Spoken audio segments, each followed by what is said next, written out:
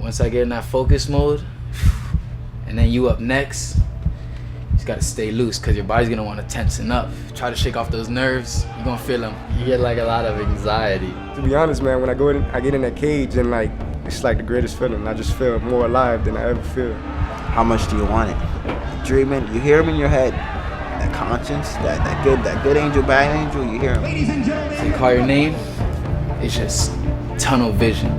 It's very clear then when you get in there, like being in the eye of the hurricane, like all of a sudden it's just like, yeah, your head's going like 100 miles an hour, you know, and then when you get in there and then they close it and you're in there, you're like, all right, it's time. Stand ready, let's fight!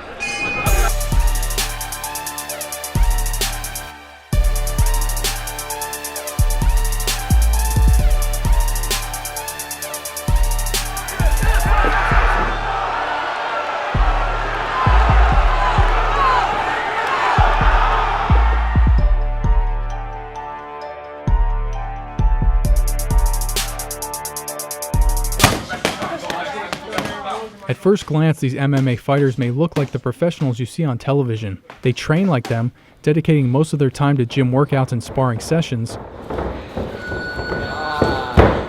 Their bodies bear the bruises and trauma that come with combat sports, but the main difference between professionals and these amateurs is that they don't get paid. Essentially fighting for free, they're competing for something more valuable to them than any currency, their pride. It is a sacrifice. I have an end goal that I want to get to. That means I'm going to put in the time and I'm going to make the sacrifice to do that. And amateur, it's all about learning. It's all about making those sacrifices. We're actually searching for something higher. We're not over here worried about money. We're fighting for free, you know what I'm saying? You know what I'm saying? We're looking for greatness. By definition, mixed martial arts, or MMA, is a contact sport that allows a wide range of fighting techniques including striking, kicking, and grappling. You know, boxing, you got left hand and right hand. In MMA, there's so many weapons. There's a left hand, a right hand, a left foot, a right foot, left knee, right knee, elbows, submissions. You can get knocked down on a takedown. You know, like there's so many things that can go wrong that I think that's a big appeal about it. Well, it's a tough man sport. Mixed martial arts is more of a game of who can stay here the longest, because you really don't, there's not much that comes out of this sport, you know what I mean? You really have to love what you do, you know, and it's not easy what we do. Amateurs, you're not getting paid anything. You're not getting anything out of it. You know, it's purely for the passion, it's purely for the love of it. The way I like to see it is it's a trial to see if you really do want to do this. Amateur fighters like Miranda Barber are focused on perfecting their craft, but in a mostly male-dominated sport, Barber has more to prove than most. The 23-year-old has managed to build up a tough reputation despite that, and has even garnered a very fitting nickname. We call her She-Hulk, you know? She-Hulk. Why do we call her She-Hulk? She spars with the guys. When I spar with most girls, I kind of take it easy.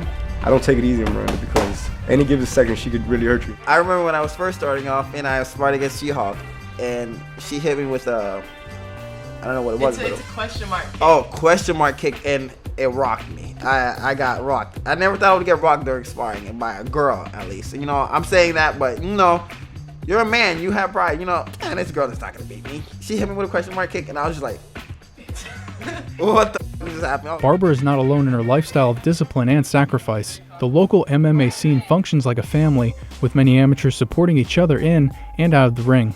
RAIYAN ANWAAR and Ryan KUSE have literally been fighting each other since they met in a street fight.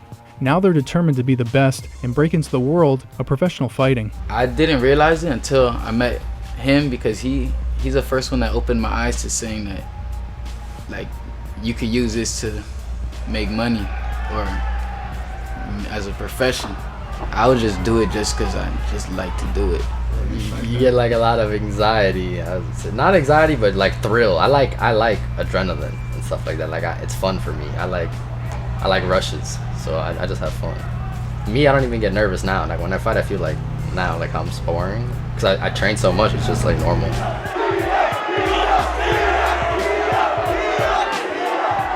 I go more specifics and I drill a lot more. I would say I probably train more than whoever I'm fighting. I train at different times. I train at like, I do at least 2 night sessions a week, so I'll be training from like 12 a.m. to like 2 a.m. and I know for sure that that person's not training at that time. And since I don't work, I train about like at least between 3 to 5 times a day. You don't have time to hang out when you're training. You just train. And on your rest day, I like being alone. I like just chilling, hanging out, and you get alone time, just resting, because my body's always really beat up too, so I'm always sore. Just as the fighters compete for notoriety, the promoters that host them compete to showcase their skills. Even though there's a handful of MMA promotions in South Florida, for Daniel K, Extreme Fighting Nation is the only one that matters.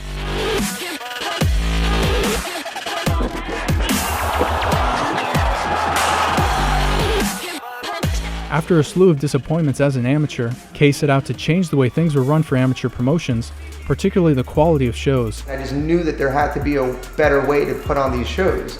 They had to look better. You don't have to walk into a smelly club where your friends and family have to stand mosh pit style, you know, to be able to see the event. It should look like the UFC. Why not? Cameras, stadium style seating, logos on the cage. That's how I envisioned it. That's how it needs to be. It's how it needs to look. It needs to be professional.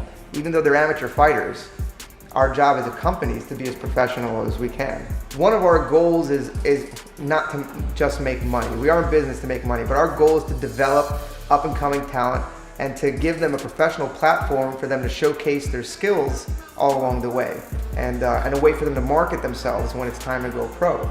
He now runs XFN out of his home office in Delray Beach. With 20 events under his belt so far, K hopes to expand XFN beyond South Florida. So if you've got XFN in Florida, and we're developing our talent down here, and then you've got a company like CES, which is in Rhode Island, and they're developing their talent over there, and then we come together and we co-promote events featuring the best fighters from our region, the best fighters from their region. You know, that's another model, and that's what we're working towards. And that's the future of MMA, and you'll see. For now, K is determined to put on the best show possible and ensure fighters like Miranda BARBER and RAIYAN ANWAAR have a platform they can be proud of.